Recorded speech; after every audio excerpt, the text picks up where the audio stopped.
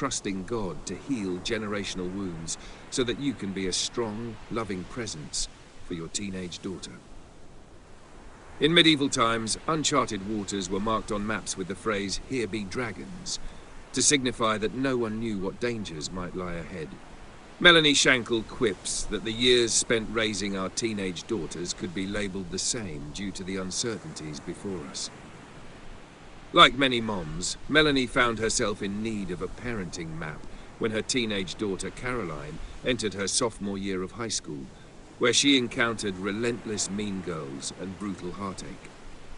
While trying to equip her daughter to deal with the toxic social dynamics of high school, Melanie was struck with a harsh realization. The shame, criticism, and verbal abuse she had endured throughout her own life had been wrought by one particular mean girl, her own mother. Melanie hoped to raise her daughter to be a warrior, but she realized she couldn't do that unless she became healthy enough to fight her own dragons. She invites you into her story as she explores her complex family dynamics, discovering what it takes for any of us to survive and ultimately thrive despite wounds that remain. This was the beginning of her journey of trusting God to help break generational cycles that had told the women in her family to find their value in everything but His love. Filled with personal stories and written in the same whimsical and honest style Melanie is known for. Here Be Dragons will have you both laughing out loud and crying, sometimes on the same page, as you confront the challenges of raising your own strong, independent daughter while fighting dragons along the way. Okay, ready for a deep dive. We're tackling something super personal, but so relevant: generational trauma and raising emotionally healthy kids. We're looking at excerpts from Melanie Shankle's new book. It's called Here Be Dragons, Treading the Deep Waters of Motherhood, Mean Girls, and Generational Trauma. Oh, wow. That title alone sounds intense. I'm intrigued. Right. You might know Shankle from her other books. They're often about female friendships, faith, that kind of thing. But this one, it feels different, like way more vulnerable, like she's really opening up about her own experiences to talk about motherhood, kids these days. It's relatable for sure. We're going to dig into the main themes, those eye-opening moments, and hopefully get you thinking about generational patterns in your own life. I'm here for it. Let's do it. So right away, Shankle shares this moment I think a lot of us can relate to. She finds out she's having a daughter, with Moon, obviously, but then this fear hits her. Like, what if she repeats unhealthy patterns from her own childhood? Oh, that's so real. Anyone who's a parent or even just spends time around kids has felt that. Right. You're like, wait, am I turning into my parents? Even if we swore we'd never do those things. Exactly. And for Shankle, it seems like this fear is like amplified because of her past. There's this part where she's holding her baby girl, totally overwhelmed by love, that unconditional kind, and it hits her. She never quite felt that same love from her own mom. Whoa. That's heavy. Yeah. It makes you think about how conditional love, how much that impacts how we see ourselves, our self-worth. It's huge. And that realization, that's what leads her to the whole Here Be Dragons idea. It's like she sees parenthood, especially being a mom, as this unexplored place, right? Full of challenges, those dragons. And they're not just the normal kid-raising stuff, but those hidden anxieties, the patterns we pass on without realizing it. It's true. The Here Be Dragons thing, it makes you think about the outside challenges, sure, but also facing the parts of ourselves we don't know so well, like those generational patterns we might not even realize we're carrying them. It's a journey inward as much as it is outward. Definitely. And for Shankle, those dragons, they get even more real as her daughter, Caroline, starts high school. We don't get the full story from the excerpts, but she mentions this time when Caroline gets hit in the face during a soccer game. Oh, yeah, I remember that part. It's almost like that soccer game, it becomes this metaphor for everything Caroline's dealing with socially. Exactly. Mean girls trying to fit in, all that pressure. And it's like, with social media and everything, it's amplified for teenagers now, isn't it? For sure. It's a whole other level of pressure that, like older generations, we didn't have that, No, not at all. But what I found interesting is how Shankle doesn't try to sugarcoat any of it. She's not pretending she has the answers or trying to protect Caroline from every little thing. Instead, it's about giving her the tools to be resilient, Okay, let's talk about that word for a sec. Resilience. We hear it a lot, but what does it actually look like when we're talking about parenting? Right. It's not just telling our kids to toughen up, right? There's got to be more to it. Exactly. It's about letting them I don't know, letting them feel everything, you know, Yeah. the good, the bad, all of it, without judgment. It's helping them figure out how to cope, how to solve problems on their own. And this is big, teaching them that asking for help, that's not weak, it's actually really strong. Yeah, that's so key. We can't protect our kids from everything. Life happens, but we can give them what they need to get back up, dust themselves off, and keep going. 100%. And it seems like that's the kind of strength Shankle wants for her daughter, Yeah. right?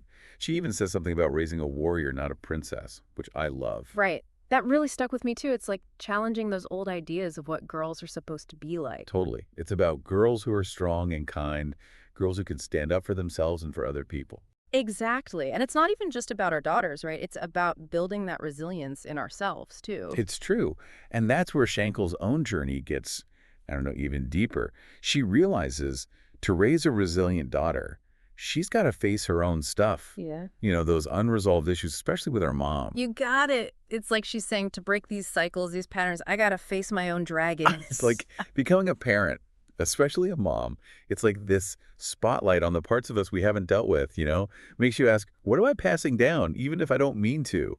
And how can I be better? So much pressure, right? But also, it could be this huge push for us to grow. And that's what makes Shankle so relatable, I think. She's honest about it, this whole journey, figuring yourself out, healing. It's not a straight line, it's ongoing. Totally. It's not like one day, boom, you're healed, no more baggage. It's messy, takes time, we screw up along the way. I bet a lot of people listening, they get that feeling of like work in progress, not perfect. For sure, we're all figuring it out as we go, right? Mhm. But that willingness to be like, okay, it's messy, to admit we don't know it all, that's where the good stuff happens. It is. Yeah. Giving ourselves a break, you know, Mhm. and each other. Mhm. Grace. We'll mess up, we'll learn, we grow from it. Exactly. And going back to that whole warrior, not a princess thing, Shankle's also talking about bravery, right? Not like never being scared, but showing up, even when it's hard. Yeah, that's such a good point. Being brave isn't about not feeling fear. It's doing it anyway, even when you're scared. Yes. And asking for help when you need it. That's brave too, right? It takes guts to admit, hey, I can't do this all on my own. Absolutely. And letting ourselves be vulnerable, letting people see our, like, less perfect side. Right. There's real strength in that, too. Reminds me of that part in the book. Shankle's watching Carolyn after she gets hit in that soccer game, blood on her face, but she Yep. just wipes it off, changes her jersey, and gets back in the game.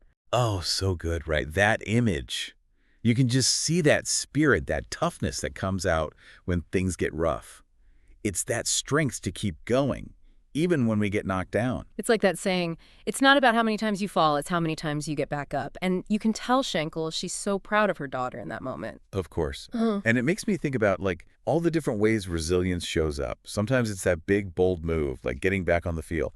But sometimes it's about setting boundaries, having those conversations that are hard, even when it's uncomfortable. So true. Resilience, it's not always this big dramatic thing. Sometimes it's the quiet stuff, taking care of ourselves, you know, having self-respect. That can be harder Yeah, those quiet things, they can be the hardest. They take the most courage, I think. because we're facing those inner dragons, right? The Yeah. self-doubt, worrying what people will think. Yeah. All those voices saying, not good enough, not strong enough, all that. And being brave enough to tell those voices to shut up, that is huge. To fight those negative thoughts and say, nope, that's not my story anymore. That's so powerful. It makes me think about how generational trauma fits into all of this, you know?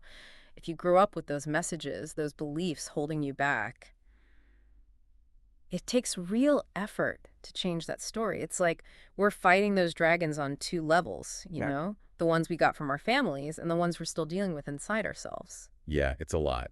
And what I like about Shankle's book is she's not trying to make it sound easy. She's real about it, how tough it is to break those patterns, those cycles. That's what I like too. It's kind of refreshing, you know, to have someone say, hey, this is hard work, it's messy, and it's okay if you don't have it all figured out. Totally. It's the trying that matters. Right. Showing up every day, making that choice to do things differently, even if it's just a tiny step. Exactly. So for our listeners, maybe they're thinking, okay, this is all great, but how do I start? What would you tell them based on what Shankle's saying? Let me think. You know, one thing that really hit me was how much she talks about self-awareness. Like, we can't change what we don't even realize is happening, right? Yeah, like that saying, first step's always admitting you have a problem or something like that. That's it. It's about asking those tough questions. What patterns did I pick up from my family? What dragons am I still fighting? And this is the big one. How's that showing up in my life? With my kids, my partner, my friends. Getting real with ourselves, basically. And maybe even having those hard conversations with people we love, about the patterns we see, the ones we want to change. For sure. And honestly, that's where therapy can be so helpful. It's that safe space to really dig into the deeper stuff, those generational wounds, and to find healthier ways to cope. It goes back to what we were saying. We don't have to do this alone. There's help out there. Therapy, support groups, even just talking to someone you trust, family or friends. So true. Sometimes just knowing you're not the only one going through it, that's huge. It gives you strength. Totally. So, wrapping up, it sounds like Here Be Dragons. It's this honest look at motherhood, generational trauma, all that, and that we're always learning and growing. It's a good reminder. Being resilient, it's not automatic. It's something we build for ourselves and for our kids. Exactly. Facing those dragons, the ones inside and the ones out in the world. We need courage, kindness to ourselves, and a lot of grace. Couldn't say it better myself. So even if you haven't read the book yet, I hope this deep dive got you thinking about the dragons in your own life. Me too. The patterns, the stuff we inherit, the things we're trying to break free from, just noticing them, that's a huge step. Huge. And hey, maybe if we face our own dragons, we can make it a little easier for the next generation. Help them fly a little higher. I love that thought. Me too. Okay, that's it for our deep dive on Melanie Shankle's Here Be Dragons. Hope you got something out of it, insightful, something to think about, maybe even a little boost to keep going. Until next time, keep diving deep. And remember, you're not alone on the journey. Thank you so much for your interest in Here Be Dragons. Ready to dive into this heartfelt, powerful journey of faith and healing? Don't wait. Download Here Be Dragons today by clicking the link in the description and start your adventure now.